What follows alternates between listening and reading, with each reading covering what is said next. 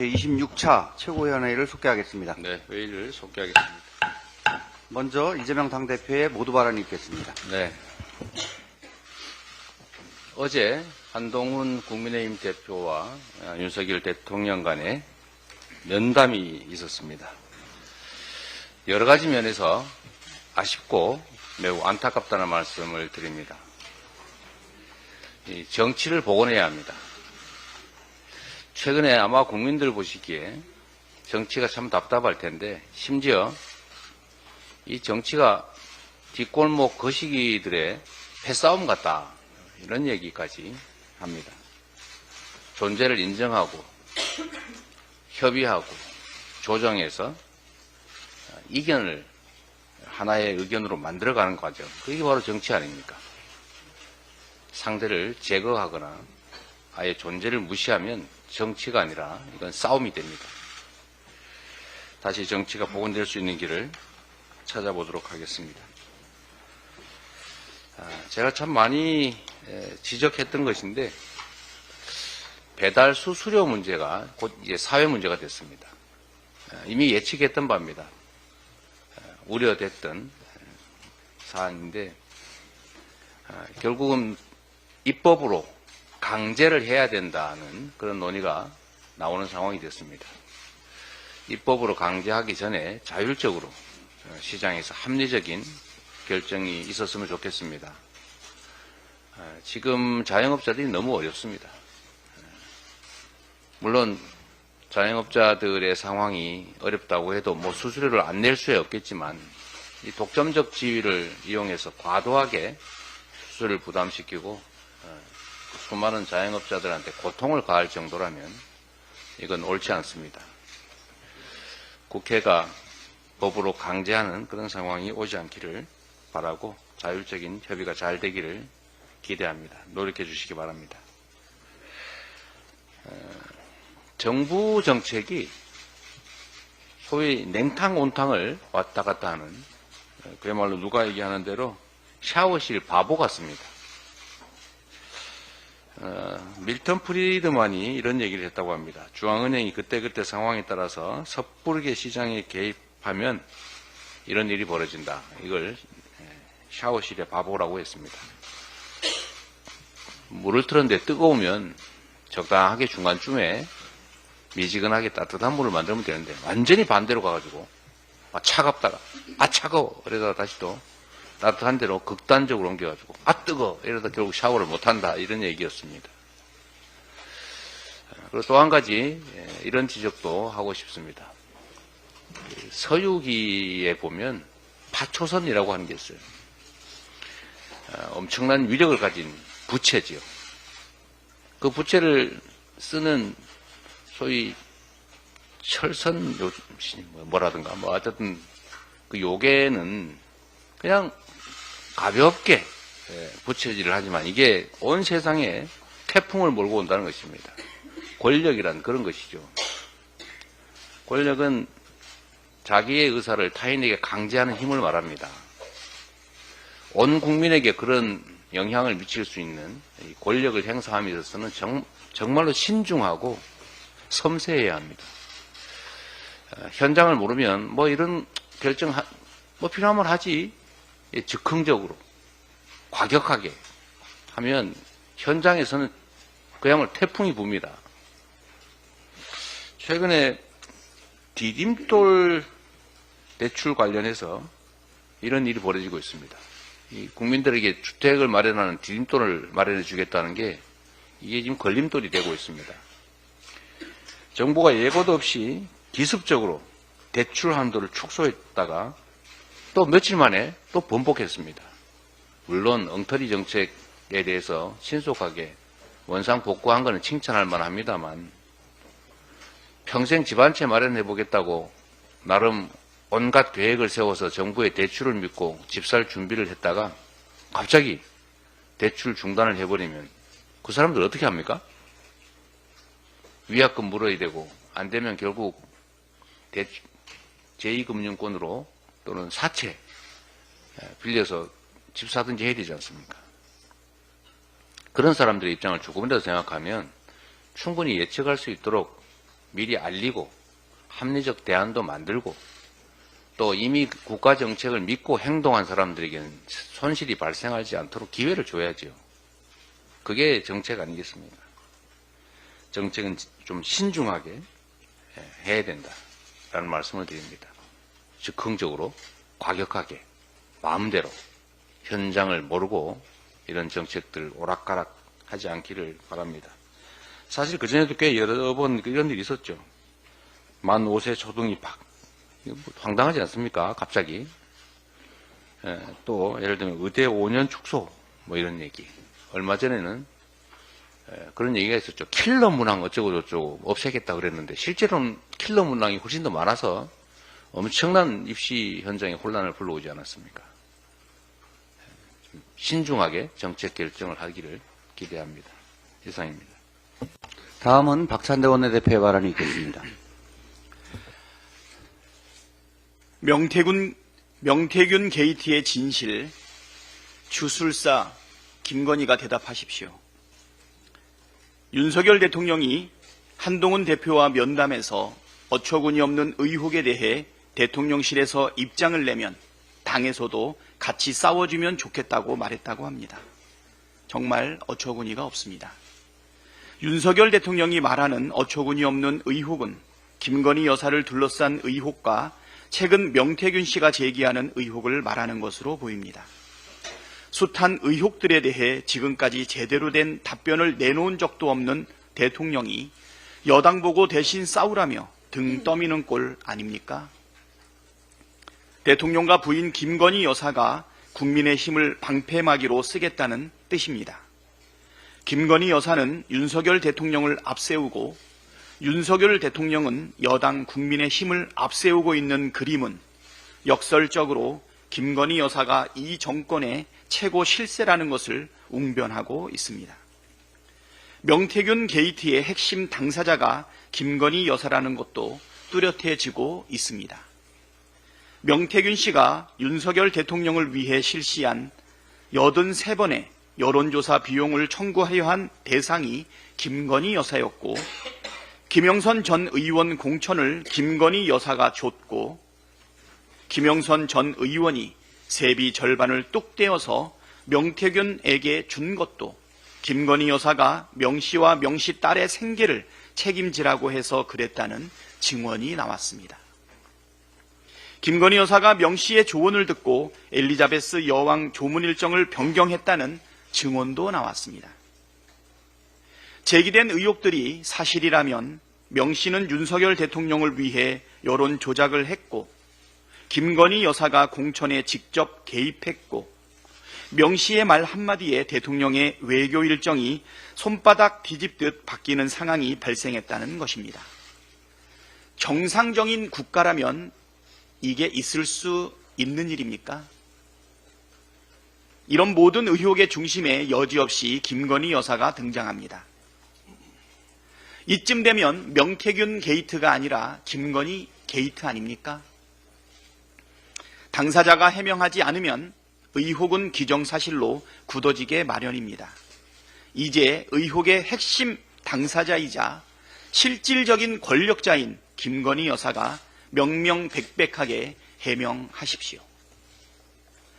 윤석열 대통령은 최혜병 순직 외압 사건 수사 방해할 생각 말고 공수처 수사검사 연임을 즉시 재가하십시오.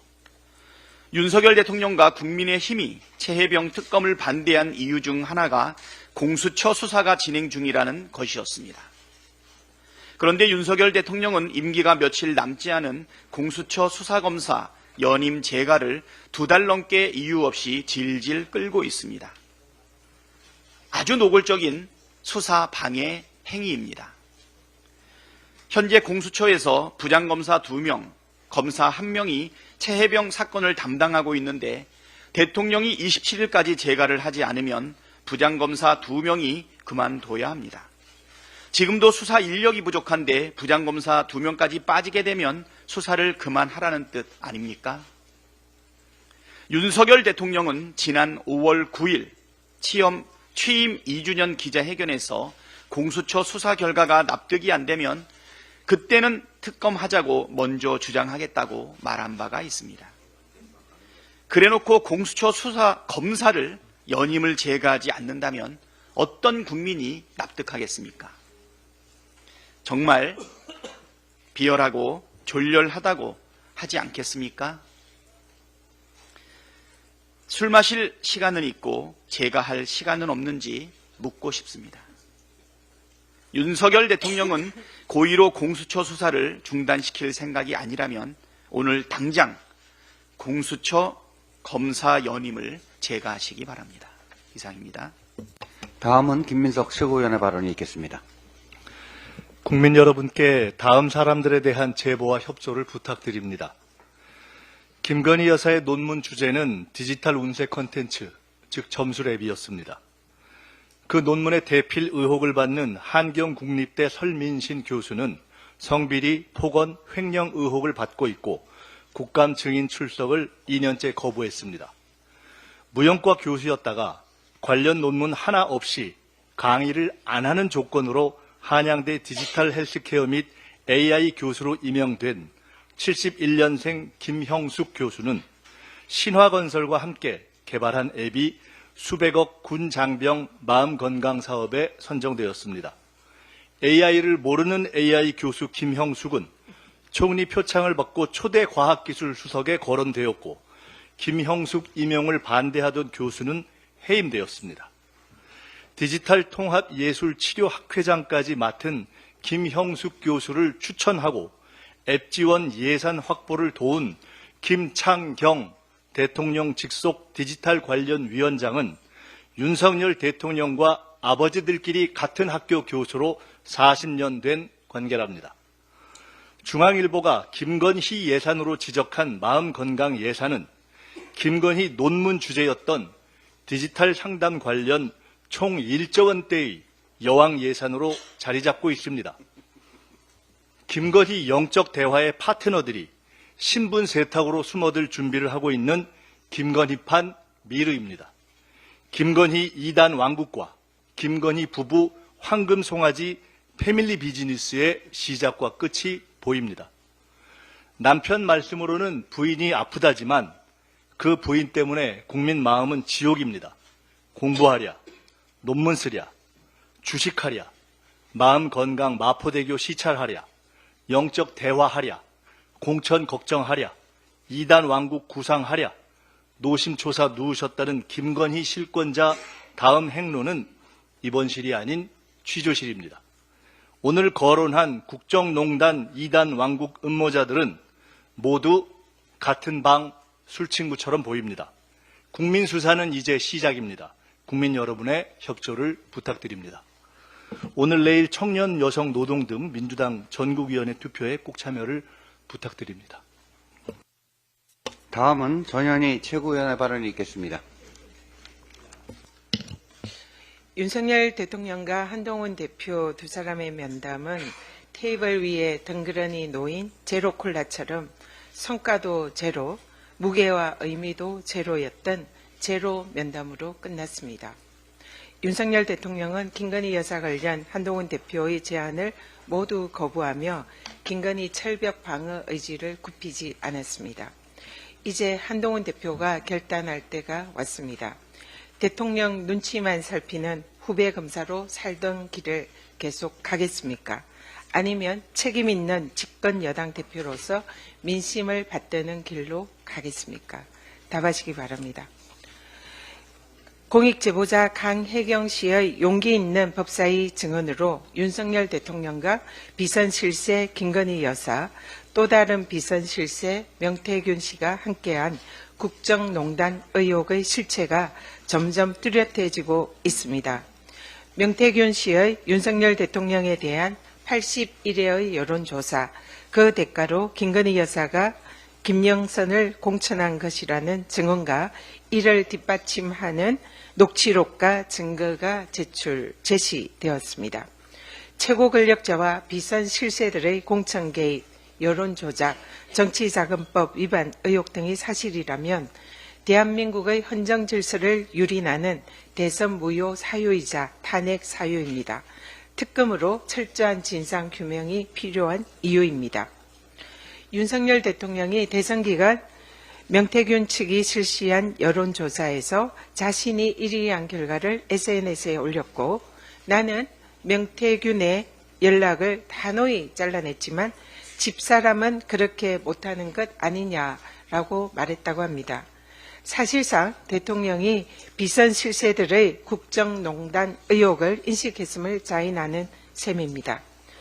박절하지 못해서 명품백을 수수한 부인을 감싸는 데 이어서 단호하지 못해서 배우자의 국정농단 의혹을 감싸는 윤석열 대통령이 과연 대한민국 대통령 자격이 있는지 지금 국민들은 묻고 있습니다. 윤석열 대통령의 최혜병 사건 수사 외압 의혹을 수사하고 있는 공수처 검사들의 임기 만료가 4일 남았습니다. 4인의 검사들은 이미 공수처 인사위원회에서 만장일치로 추천을 받은 상태입니다. 대통령의 연임 승인은 재량권이 없는 형식적, 요식적 행위에 불과합니다. 그러나 윤석열 대통령은 아직도 공수처 검사들의 연임을 승인하지 않고 있습니다. 대통령이 이를 승인하지 않는 것은 대통령 본인에 대한 공수처의 수사를 방해하는 것이고, 사실상 최혜병 사건 수사팀을 해체하는 것과 다름이 없습니다. 최혜병 특검법에 대해서도 이미 2번이나 이해충돌 거부권을 행사한 윤석열 대통령입니다. 이번에도 윤석열 대통령이 또다시 공수처 검사들을 임명 거부함으로써 연임을 원하는 공수처 검사들이 직에서 물러나게 된다면 이는 대통령 본인에 대한 수사를 방해하는 이해충돌이자 직권남용으로 명백한 위법임을 알려드립니다. 대통령께서는 즉각 공수처 검사들의 연임을 승인하기 바랍니다. 시간이 좀 많은데 이건 마지막으로 이거 말씀드리겠습니다. 여러분, 이게 무슨 뜻인지 아십니까? 공소장 일본주의. 법률적인 용어입니다. 공소장 일본주의는 법관이 재판할 사건에 대해서 선입견을 가지지 않고 기소할 때에 그 법원에 공소장 하나만 제출을 해서 법관의 사전 예단을 배제시킨다. 그런 원칙입니다. 무죄 추정주의와 공정한 재판을 보호하기 위한 그런 취지입니다. 대법원 판례에 의하면 이를 위반하면 공소기각 판결을 하는 것이 판례의 예입니다. 이하영 전 부지사 1심 재판 때 쌍방울의 대북 송금이 이재명 대표 방북 비용이라고 유죄 판결을 한 판사가 다시 이재명 대표의 같은 재판을 맡았습니다. 두 사건이 피고인만 다르고 쟁점은 사실상 같습니다. 결국 이재명 대표는 이미 유죄의 심정을 가진 판사로부터 같은 취지의 재판을 되풀이해서 받는다. 그런 의미입니다. 사실상 같은 판사이기 때문에 재판할 필요도 없이 유죄의 결론이 뻔하게 예상되는 이 상황은 판사가 재판할 사건에 대해서 미리 예단을 가지지 말고 재판하라는 공소장 일본주의 원칙 그리고 형사상 무죄 추정의 원칙에 명백히 반하는 것입니다. 이재명 대표에게도 대한민국의 모든 국민들에게 적용이 되는 공소장 일본주의 원칙에 따르는 예단 없는 판사에 의한 공정한 재판을 받을 권리가 보장되어야 합니다. 이상입니다. 다음은 한준호 최고위원의 발언이 있겠습니다. 네, 윤석열 정권의 아마추어리즘에 아주 가관입니다. 어제 보도에 따르면 환경부가 지난 7월 신규 댐 임시 후보지 14곳을 선정하는 과정에서 공식 회의를 단 한 번도 하지 않은 것으로 밝혀졌습니다. 그냥 실무진 몇 명이 모여서 회의를 했고 그 회의 내용을 기록한 회의록은 없었다고 합니다. 또 한국도로공사는 서울 양평 고속도로 타당성 조사 과정에서 600여만 원의 출장비를 써가면서 43차례 출장을 나갔지만 결과 보고서는 한 장도 남기지 않았습니다. 심지어 수도권 본부 사옥 630억 원짜리를 매입하는데 국토부에 구두로 보고했다고 합니다. 무슨 일을 이런 식으로 합니까? 명색이 나랏밥 먹는 사람들이 정신 똑바로 차려야 되겠습니다. 이 모든 업무의 기본은 문서고 모든 일처리의 근본은 기록입니다. 이 정권은 문서 한 장 남길 능력이 없는 것인지 아니면 기록을 남기고 싶지 않은 것인지 모르겠습니다. 만일 전자에 해당한다면 국정 운영 능력이 없는 것이고 후자에 해당된다면 더 큰 문제입니다. 권한 없는 자가 국정에 개입하고 특혜를 특정인에게 몰아줘도 뒤탈이 없으려면 차라리 기록을 남기지 않는 고육지책을 택했을지 모르겠습니다. 자, 이러다 윤석열 시대의 역사에는 어떤 정책도 남아있지 않을 것 같습니다. 영적대와 무속, 철없이 떠드는 우리 오빠, 장님 어깨에 올랐던 주술사 같은 이 기괴한 말들만 남아서 허공에 떠들 것입니다. 이런 무능력 아마추어리즘에 나라를 맡겨서는 안 되겠습니다. 유능한 민생정당 더불어민주당은 제4기 민주정부를 위한 계획을 차분하고 철저히 준비해 나가도록 하겠습니다. 오늘 10시 명태균 씨 등의 실체를 폭로한 강혜경 씨를 검찰이 소환조사한다는 보도가 있었습니다. 21일 대검찰청 국정감사에서 용기 있는 증언을 해주었는데 하필 그로부터 불과 이틀 뒤에 검찰 조사를 받는다고 하니 좀 걱정이 됩니다. 우리가 함께 지켜줘야 되겠습니다. KBS 사장 선임과 관련해서 짧게 한 말씀 드리겠습니다. 오늘 10시 KBS의 차기 사장 1인이 결정된다고 합니다. 후보자들 면접을 본 뒤 오늘 중에 한 사람을 정해서 임명 제청할 것으로 보입니다. 방통위 2인 체제가 날림으로 내리꽂은 여권 이사 7명이 사장 선임 과정을 주도하고 있다고 하는데 나중에 시비가 크게 붙을 것 같은데요. 더 기가 막힌 것은 오늘 오전 7시 전후로 이 여권 이사들만 기습적으로 면접장인 본관 6층으로 진입을 했다고 합니다. 약 100여 명 정도의 청경들이 진을 쳐서 실제 어디로 진입했는지 모르게 007 작전을 보듯 진입을 했다라는 이야기를 들었습니다. 얼마 전 서울행정법원에서 방통위 2인 체제 의결은 위법하다라고 판결을 했습니다. 그 판결에 비춰본다면 이진숙, 김태규가 앉힌 KBS 이사 7명 인선도 취소돼야 합니다.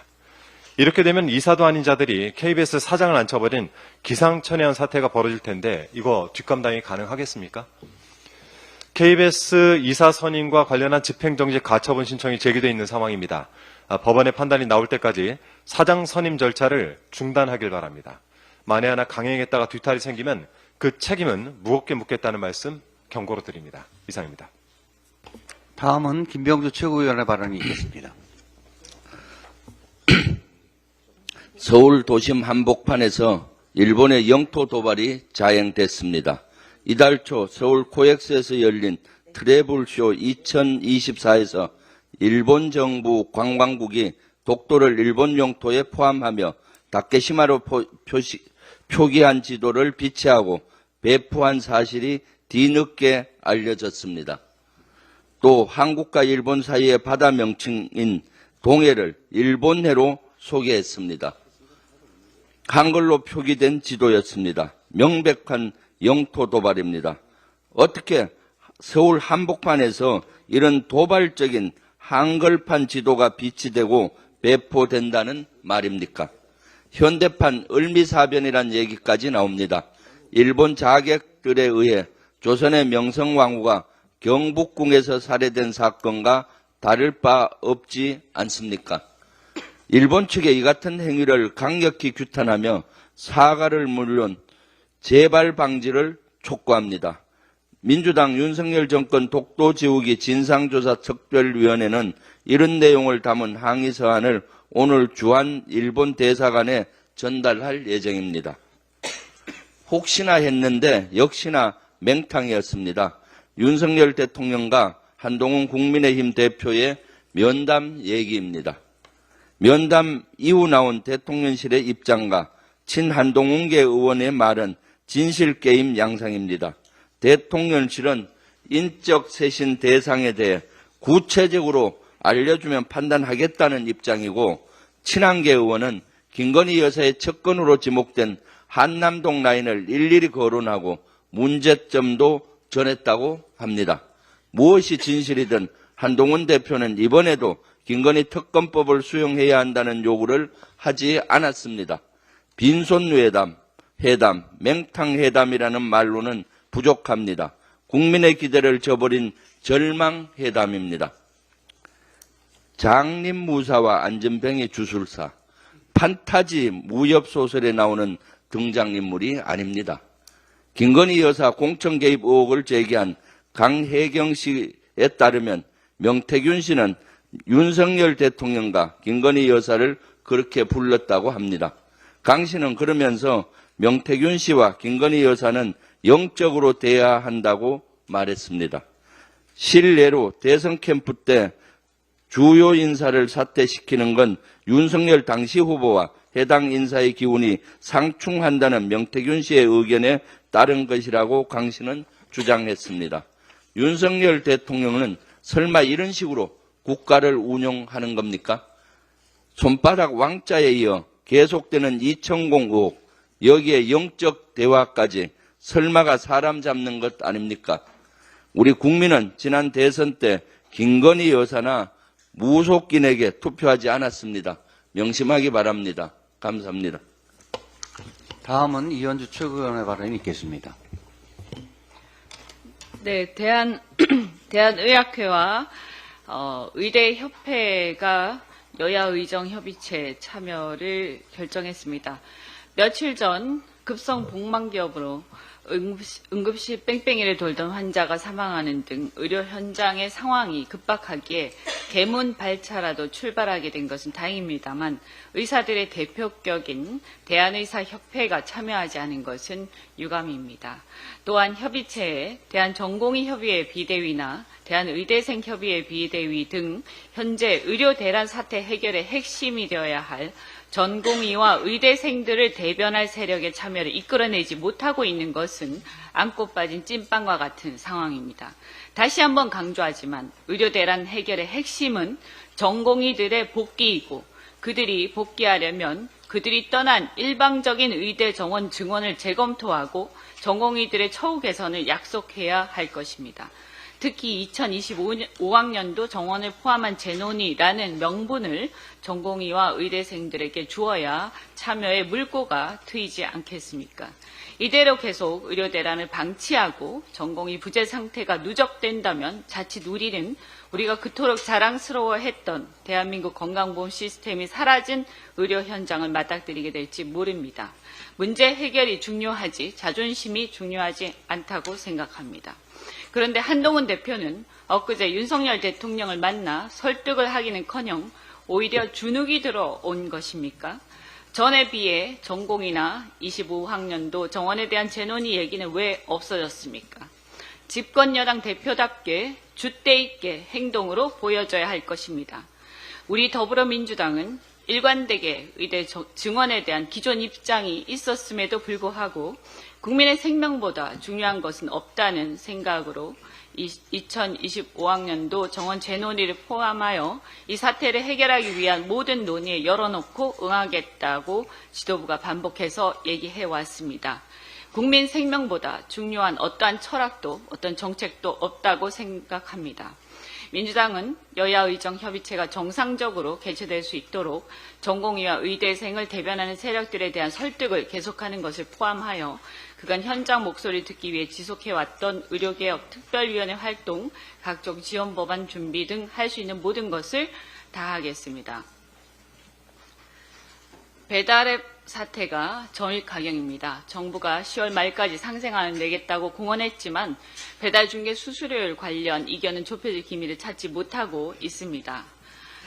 10% 가까운 배달비 중개 수수료에 세금, 제세공과금 등을 부담하고 나면 2만 원짜리 음식을 팔아서 남는 것이 겨우 6천 원이라고 합니다.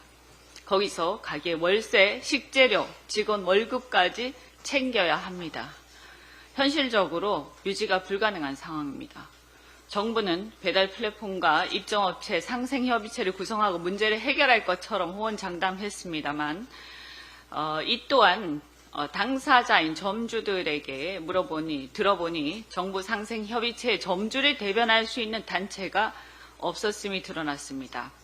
배달앱을 직접 이용하면서 문제를 체감하고 있는 가맹점주는 빠진 상태였던 것입니다. 지금 국정감사에서 산자위 그리고 정무위에서 이 사태에 대한 국정감사를 계속하고 있습니다. 지켜봐 주시기 바랍니다. 이 배달 앱으로 인한 점주와 플랫폼 기업의 관계, 시장 경제 논리에 대해서도 한 말씀 드리겠습니다.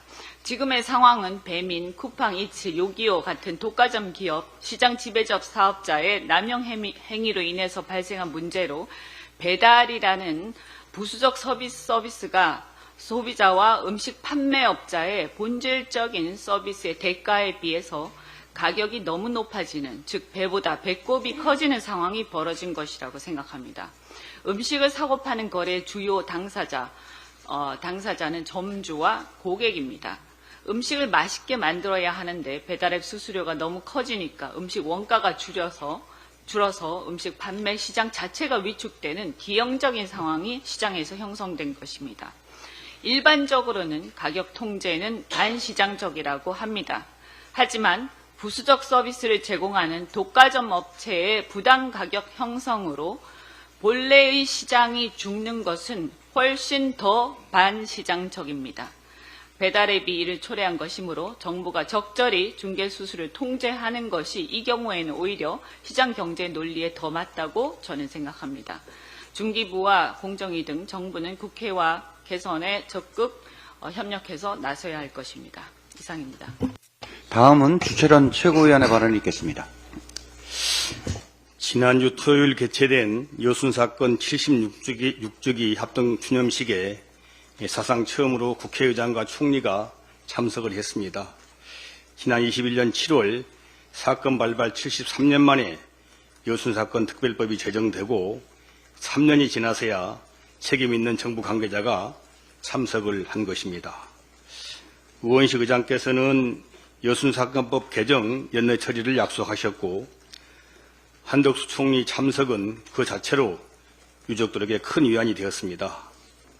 우리 이재명 대표께서 민주당 여순사건 특위를 설치하고 여러모로 도와주신 덕분에 온전한 진상규명과 명예회복을 위한 여순사건법 개정이 가속화되는 것 같아서 유족과 전남도민을 대신해 감사를 드립니다.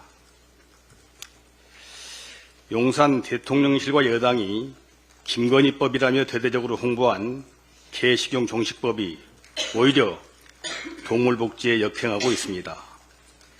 정부가 지난달 26일 발표한 로드맵에 따르면 사육 중인 약 46만 6천 마리의 식용개들에 대해서 내년 2월 6일까지 모두 처리한 경우에만 마리당 60만 원을 지급하고 6개월 경과시마다 7만 5천 원씩 감액에 지급한다고 합니다.